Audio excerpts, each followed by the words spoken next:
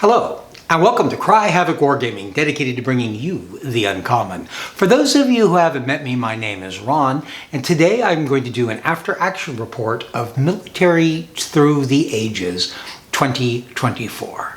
So let's get started.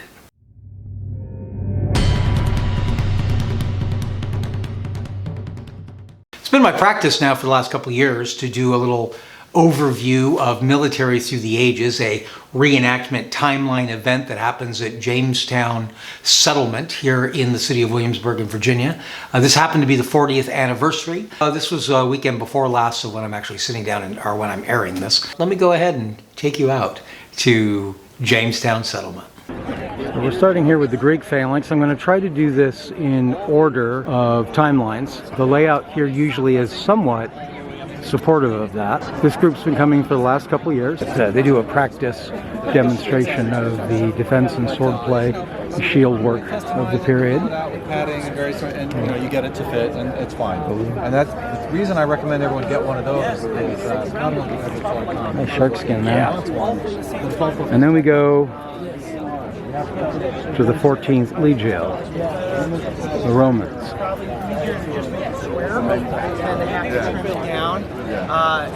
These are long-time participants here at Military Through the Ages.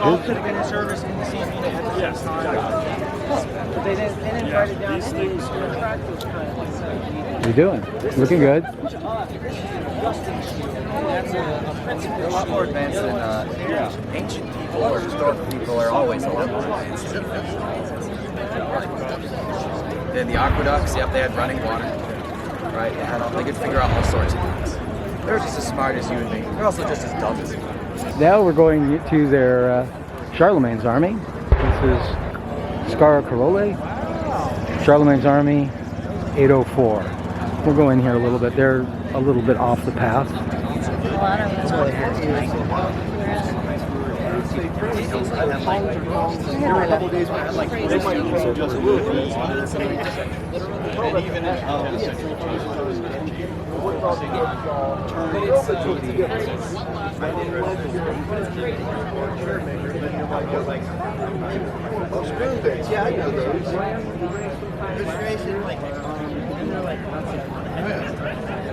No problem. Thank you guys for stopping by.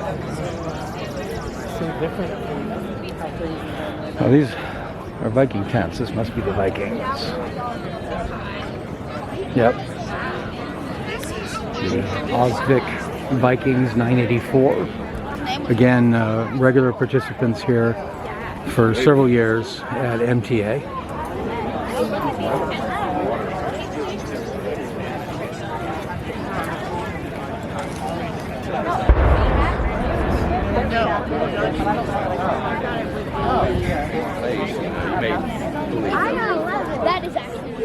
And this is First Baron's War, Company of Little Dummow, 1215. Depending on the shot, arrowhead that you have. Something like that, that's what it is meant to. Like a call. You're welcome.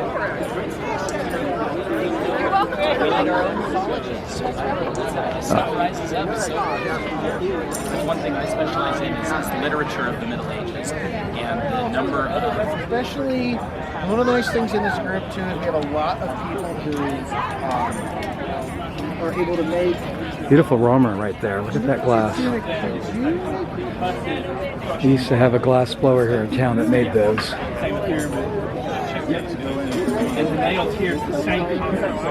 Okay, you want me to bend your ear about this? If you like. Well, this half of the table is dedicated to all the ways we can make armor not a problem. We've got axes, we've got maces, ranging from nice and fancy to a stick. We've got a flail. Yep. I will not swing this around. I do not want to hit myself with it. We've got, this is a spearhead, so it should go on a spear. So but it's called a pick, and it'll go straight through the rings of the mail. Similar thing with daggers, is they can be driven into the rings of the mail very easily. This type of dagger it locks into your hand really well, and so it's really good if you're up close and grappling. It's hard to get it out of your hand for the opponent to get it out of your hand. We've got swords over here, and here in the center we have the odd man out. The farmer's machete that gets used by the lower end soldiers. This is actually what it was, at least as far as I can tell, because there's basically nothing written down about it. We see them in images, most often in the hands of men who aren't wearing a lot of armor.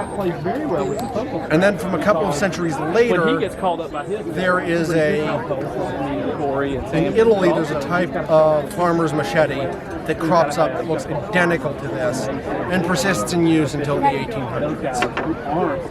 So I have no reason to believe that this isn't just another example of that, as opposed to some unique. All right, this is a LaBelle Company, again, another very long time participant. This is one of the fun things right here about MTA is the cross-period and cultural conversations.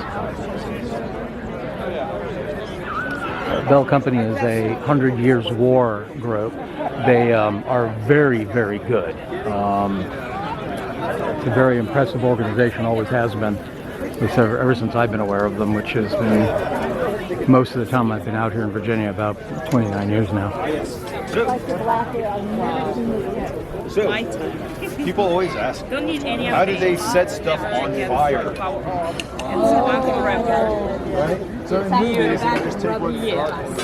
Foodways has always been another important part of this particular group, and apparently music.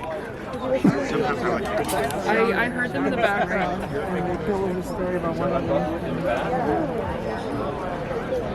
I always have to make a visit to this camp, besides the fact that I have a number of friends. I have 2 friends who are down from New Hampshire who should be in the camp today.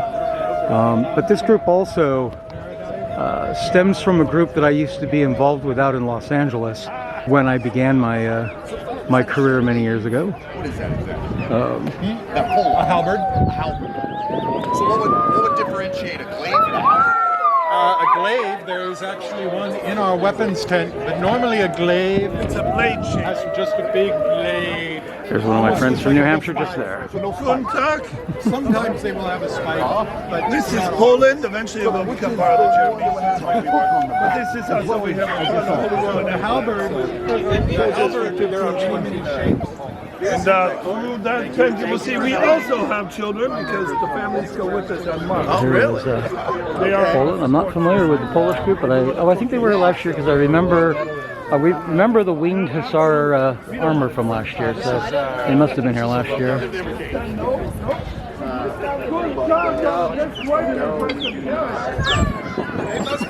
Another one of my friends. How are you doing?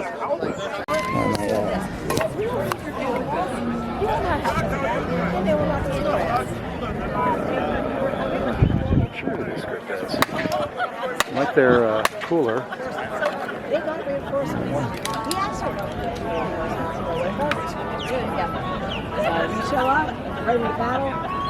And we are 17th, yeah, crew of the Retribution, so pirate 1702, or sailors, but.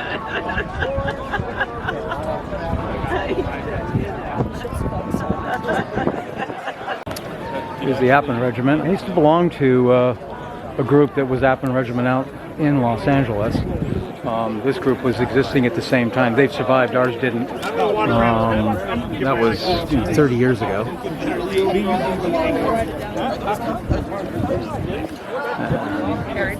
Black soldiers of the American Revolution. Can you come real quick? Oh, many things. I have stories and tales, poems and tricks. Which one? Maybe some jokes.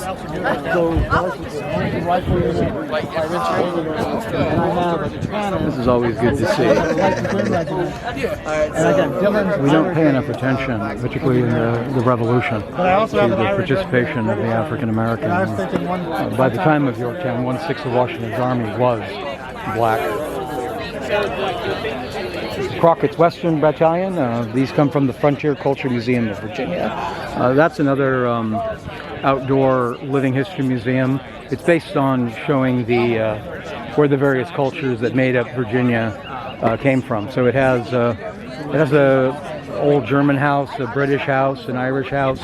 They now have a little African village, and they've started to. Very busy for food there. But they have started to reach out with this regiment, Crockett's. Met some of them last year, and some of them I know. There's people at that museum that used to work with mine. It might have been talk for the Richmond to try to get a couple stand out. That was when Generally with the barrels and the locks, especially on Fowlers and muskets, those are made. And then they like 7 attempted making cannons hold on make their guys, so they had given up on that. But not Rich. If anybody is, we have a sutler. I always like to see that too. In reenactments, the modern day merchants are usually called sutlers, but this is an impression of an actual sutler who'd be selling and supplying to the soldiers in the period. His own grains. Like a tailor would never manufacture his own cloth. It would just partition. Occasional member of my Wargaming club, and a solo employee. This is Napoleon, Mark Schneider. 1770s by a gentleman named. He usually comes out one day as Napoleon, and the other day he'll come out in his hussar uniform. The biggest fan of the attack column. Get a large amount of troops decisively deployed. There were a lot of Cuirassiers here last year. And now the other side, Wellington's Army, 95th Rifles. Yeah, that is a gorgeous look right there. With the glasses.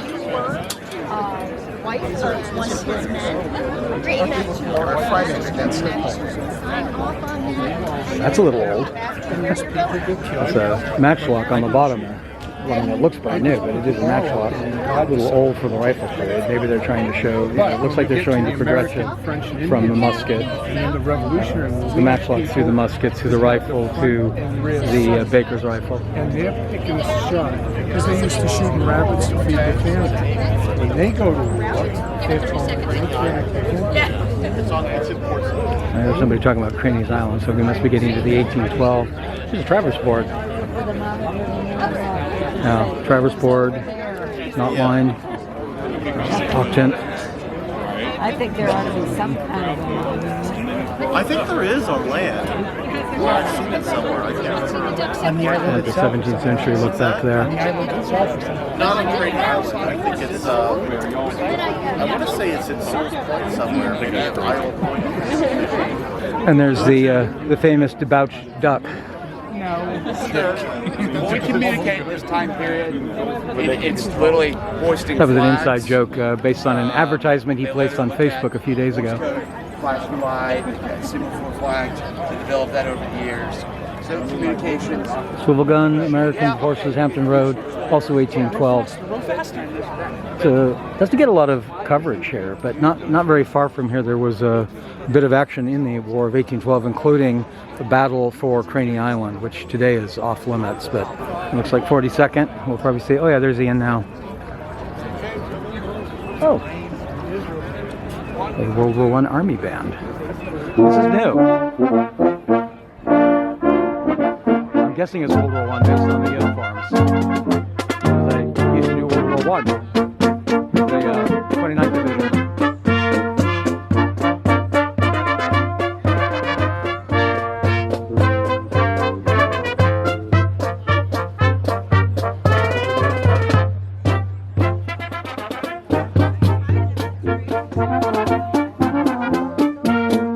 Hey, Tom.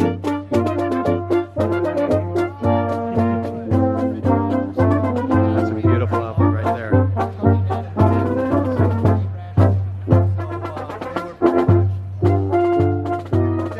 My friend Ian Burns, his multi-period is made. I met him doing World War II.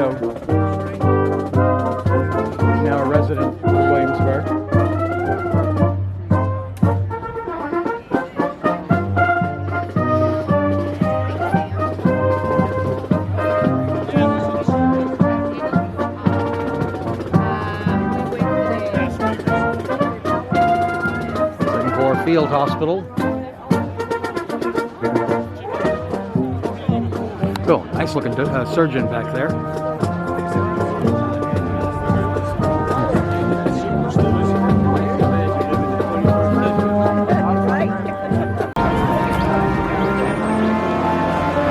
Coldstream.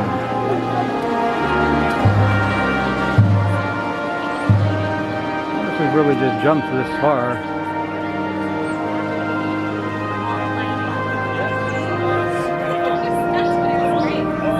The Coldstream in Egypt. Beautiful bustle gown there. I like the artwork. And World War I, Western Front.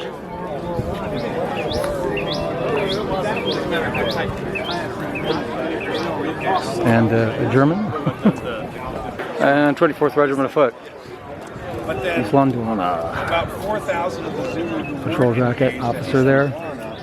sort of take an end run and actually go into the British territory, which is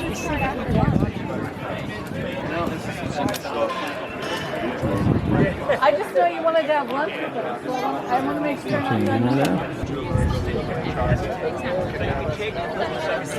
This is another multi-period fellow. I don't know if you can see him. Let me see if I can. I don't know if I can get the light in here enough to get in there.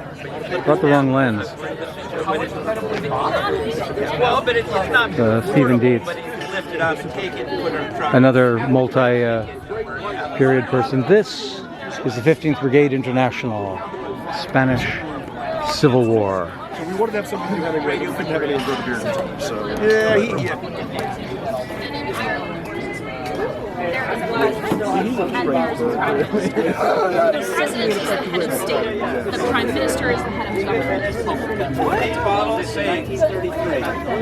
It's the scenario of engineering. Get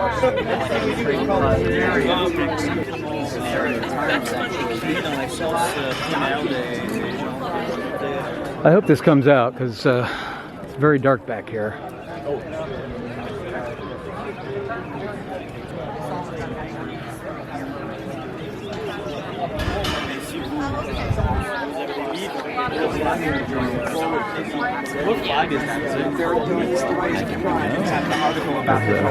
There's Stephen again. Again, I'm not sure if this is going to come out, but that's. Thank you so much. He does a reporter and a photographer all over the place. But cranking the camera and stuff like that, right? Yes. Ready when you are, CB. You're fantastic. So this is a little meta. No film is. Thank you. Hello. Hello, how are you? Okay. You sure? All right. Sorry. Oh, you see that? In Berlin? Oh my gosh. My father was from Berlin. And he was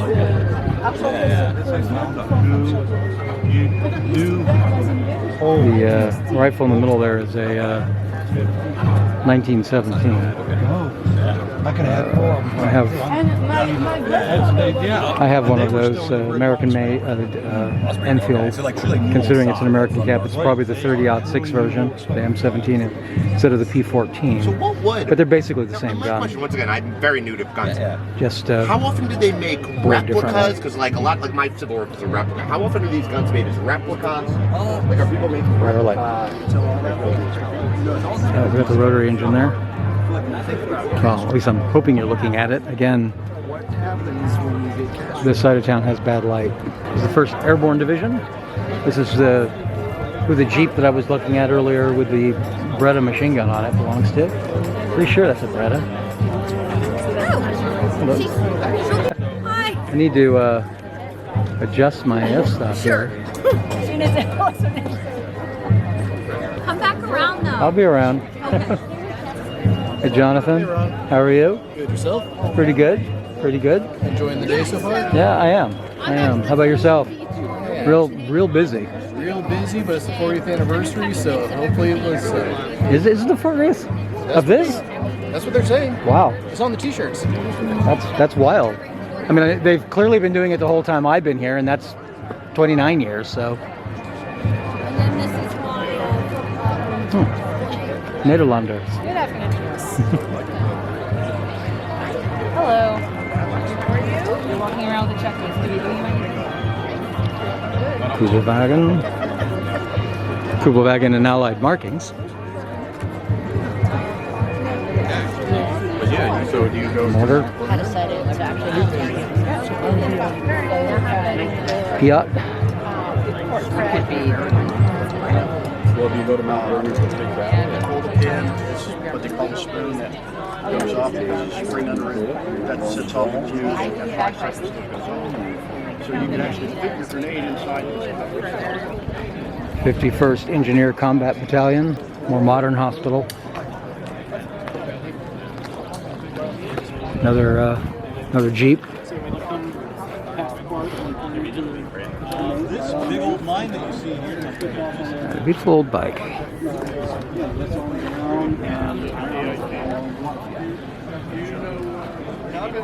Bitch about it. Oh, we went to this jazz festival down in England. We went to this. Oh, look at that. It was that.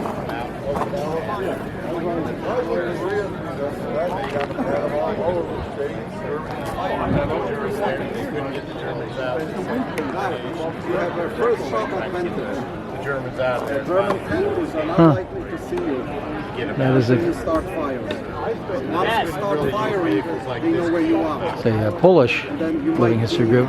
They're doing 39 to 44. Well, these are Italians over there, but these are Polish. You are not protected.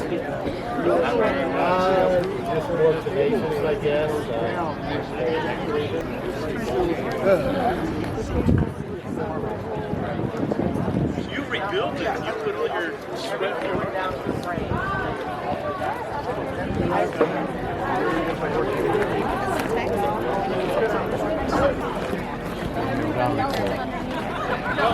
So that's how they kept it. Yeah. One time.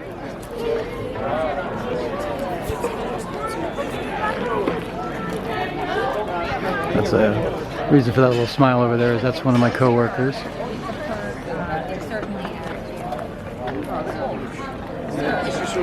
We always have a pretty good participation out here.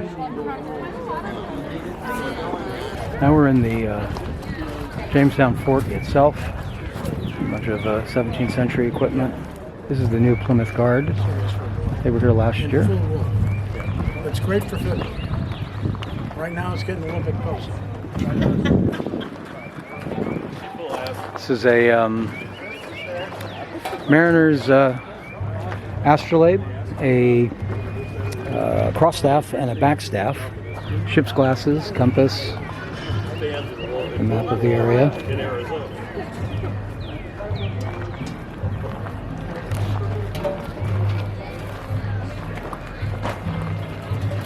The church there. That was the quarter guard there. I'm not sure. Or the quarter guard is there right now. Definitely a puppet. Cooking going on over here.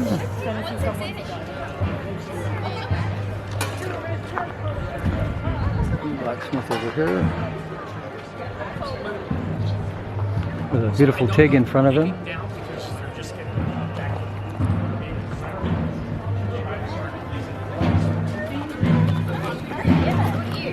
And there's some musketeers returning.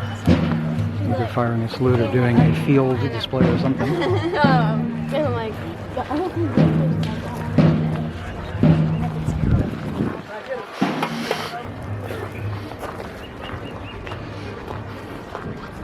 this is the quarter guard.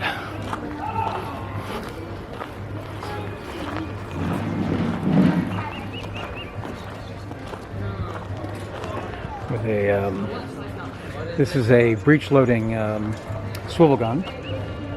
It's based on one from the Murder Roses, I recall.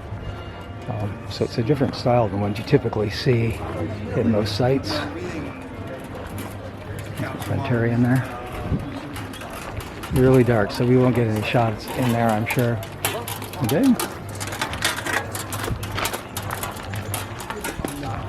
So now we start getting into the really more modern areas. This is relatively new to me. This it's only been a few years since I started to see people Wait, let's go this way, Mom. reenacting periods within my own lifetime. This is the Airborne in '83 Grenada. This is the Battery, Coastal Battery. This is a local Chesapeake Bay Defense Sector.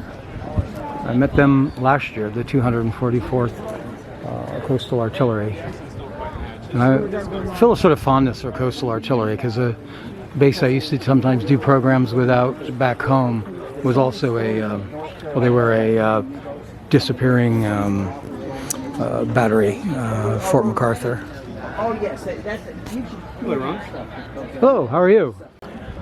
One of the things I always make a point to do when I'm coming down here is come and visit Susan Constant, or Suki Constant. It's not clear from the history. We usually call her the Susan here, but the historic record is a little less than clear. This is the second reproduction of her that they've had here, and she doesn't sail much anymore because of age, but I have had the honor of sailing her in the past. I'll try to remember when I post this. I have a picture I really like when we were crossing the mouth of the Chesapeake several years ago from Cape Charles to Norfolk that I took while we were underway from the rear galley here. My initials were carved on the topmast, which isn't even there right now. They take the topmast down usually in the off season. Looks like one of the boats is sailing today. This is Discovery, or Disco as we call her. And the one that's missing is Godspeed, and I'm wondering if she's out. Sometimes on major events like this, they take them sailing somewhere out here on the James. But they could be elsewhere too. Right, this is First Canadian para. Not sure why they got scattered over onto this edge.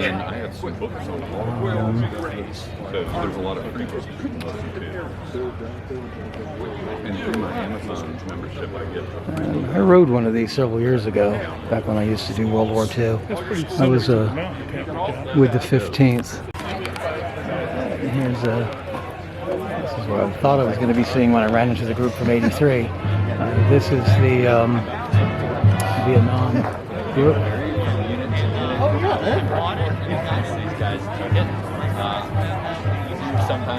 So this side of town we seem to be losing our timeline setup, but this is Korean. We are. So an arrangement to play with your mother. Ever been in that? Not yet. This is the village. This is a standard part of the museum here at Jamestown. They're set up to show pre-colonization period, though they interpret, as you may imagine, both. They talk a lot about the effects that the colonization, the arrival of the English will bring in. And they may even mention to some degree the arrival of the Spanish even earlier. There was an unsuccessful Spanish colony not very far from Jamestown on the York that ends up being killed.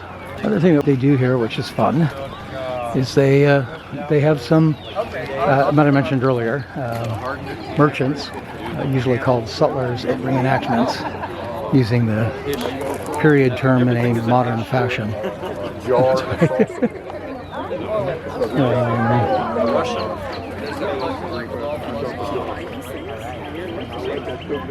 Brown bear. This is Kay Walters, sign of the White Horse. Some of you may recognize Carrie there. You got me while I was chewing. Oh, I guess they won't recognize you because I usually don't show your face. No, exactly. The 17th century. Clay Smith, Master Gunsmith, formerly a co-worker as well, but he is without doubt a Master Gunsmith. One of the only people I know who has been known to make not just assemble guns out of parts, they actually build them from the ground up. I'm still sitting here Collection with of Debbie. various firearms there. To watch that a band play. There he is. There's the man. How are you? The one one that she watched earlier, the one that does the How's business? I like your the old guard. matchlock there. Yeah. 2:30. I'm gonna go down in I used to about have 10 one minutes just and like get that. a seat. This is a glassblower fellow I know, which is really nice to have. We there was a really good glassblower that used to be here in the city that all of us did business with until disaster struck, and that company's no longer with us. But this gentleman is, I don't know exactly where he's based, but he's clearly in the area, because when he first came around, we kept running into each other at all the same events. So this is something I wanted to talk about specifically, because I think it's a really good idea. ODMS, one of the two local clubs, that's Old Dominion Military Society, is sponsoring war games here at MTA this year. They're doing it in the sort of British style, my understanding, probably to control damage to figures and theft. But I think it's a really good idea that should be promoted by various other wargaming clubs and things. 54 millimeter. Mm-hmm, Curious. Raven Feast rules. By I thought it was Brooklyn's probably TV. Raven Feast, yeah. And then we have 15 millimeter. Mm-hmm. Here's a 15 millimeter. Looks like water tanker. The rules are water tanker. Good seeing you around. You too.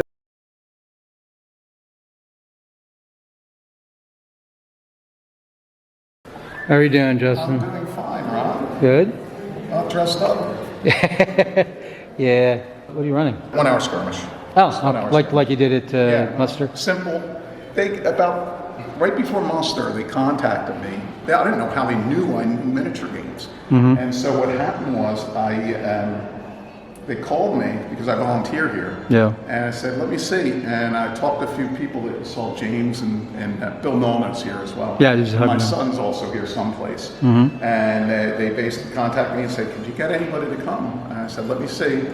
Military through the ages. These are enjoyable experiences, and I think for the wargamer, they give you an advantage to sometimes see some of the equipment and some of the uniforms and clothing that's being worn in the period. Now, of course, with reenactors, there's different levels of accuracy involved, but for many of them, particularly when you're looking at 20th century, often it's original items, and a good deal of it is original.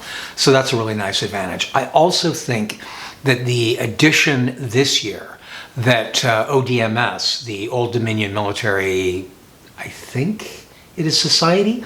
I should look that up.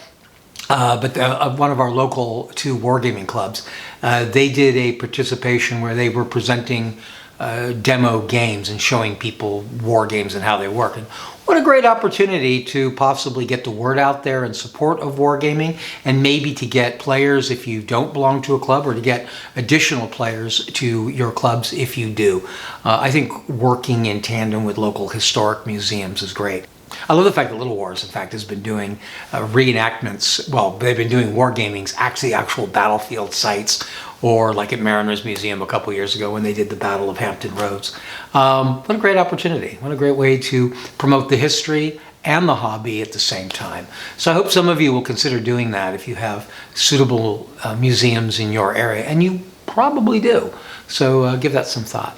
Anyway, I hope you've enjoyed the video. If you have any comments you'd like to make, or if you went to MTA yourself, go ahead and let me know in the comment section down below. Also, if you have ideas for further content you'd like to see us produce here on Cry Havoc Wargaming, we look in the comment section for those as well. If you've enjoyed the video, I hope you'll hit like. And if you'd like to continue to receive notifications for more videos like this one that may help you determine how to spend your money or time in your tabletop wargaming hobby, then I hope you'll hit subscribe and ring our notification bell.